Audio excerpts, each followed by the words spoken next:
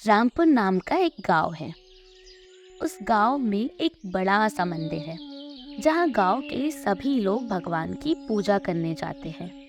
उसी मंदिर के सामने धनी राम नाम का एक भिखारी रहता है जो वहां दिन भर भगवान का नाम लेता है और भीख मांगकर अपना गुजारा करता है। भगवान की जय हो, भगवान की जय हो। हे प्रभु, सुन मेरी पुकार, कर दे मेरी भी नैया पार।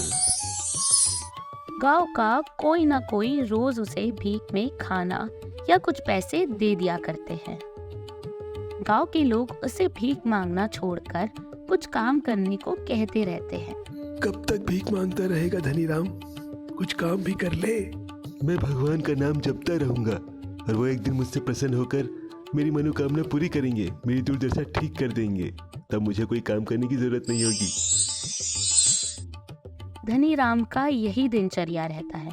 वह दिन भर भगवान का नाम लेता है और भीख मांगता है। भगवान जी यह सब देख रहे थे। भगवान जी ने उसकी दशा ठीक करने के लिए एक रात एक चमत्कार किया।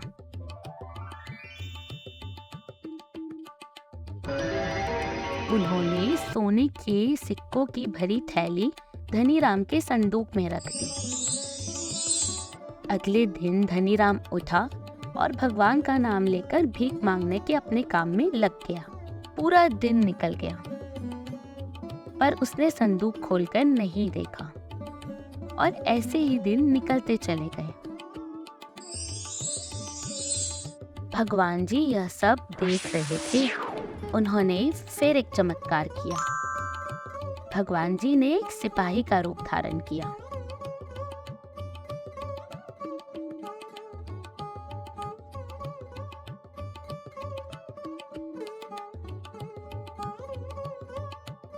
क्या छुपा रखा है इस संदूक में?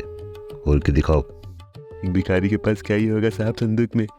संदूक को खोल के दिखाओ, चलो। धनी राम संदूक को खोलता है। उसके अंदर सोने के सिक्कों की थैली रहती है।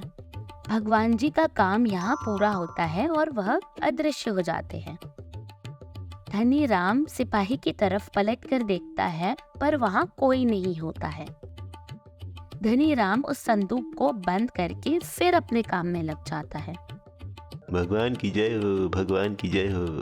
हे प्रभु, सुन मेरी पुकार, कर दे मेरी भी नैया पार। भगवान की जय हो, भगवान की जय हो। देखते ही देखते काफी वर्ष बीत जाते हैं। धनी राम बूढ़ा हो चुका है। उसकी तबीयत भी अब ठीक नहीं रहती।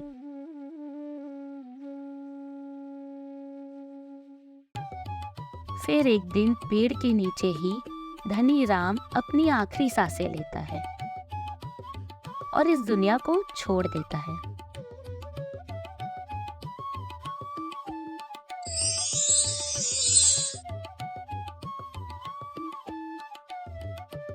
धनी राम अब भगवान के पास जाता है और भगवान से पूछता है कि उसने दिन रात उनका नाम लिया, फिर भी भगवान जी ने उसकी मदद क्यों नहीं की। तब भगवान जी ने धनी राम से एक सवाल पूछा। जब तुम्हारे पास एक संदूक था, जी भगवान जी। उस संदूक में एक थैली मिली, जी भगवान जी। उसमें क्या था? पीले पत्थरों से भरी हुई थैली थी। पीले पत्थर नहीं, सोने के सिक्के थे। सोने के सिक्के? ये सोने के सिक्के क्या होते हैं भगवान जी? मेरा नाम लेने के अलावा कुछ और किया होता तुम्हें पता चलता कि सोने के सिक्कों का मूल्य क्या होता है।